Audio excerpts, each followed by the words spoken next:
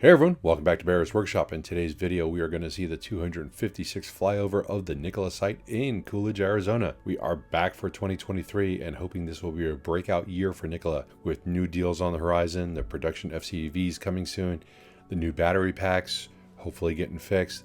We'll have a lot more going on in the future. So in today's flyover, we can probably see that there's about 20 less trucks than there was a week ago. I did not do an exact count, but it's a rough estimate. So it looks like about 20 of them were moved out. The employee parking lot is full today, and we saw 2 trays on the test track at the same time, which was a first. Not a big milestone or anything, but it was good to see. Up front off of Hauser Road, there's some construction going on with the trenches around the well site, so we're not sure what they're going to be making there, but we're going to keep our eyes on that in the near future.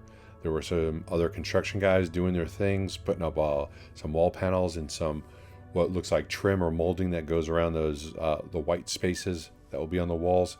So we did see construction workers around the site, a couple of people on the roof also. We'll be doing another live stream later this week of the Nikola site, so be around for that one and we'll talk about everything that we're going to see. The next episode of Fast Charging with B&B is going to be next Tuesday. We did one yesterday. If you want to see that, please check it out on our channel. Me and Brian talk about all things EV.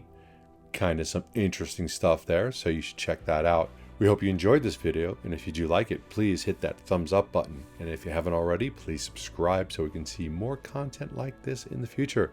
You can follow us on Twitter at Bear's Workshop, and thanks to all of our patrons. We do appreciate you. Now, let's go fly.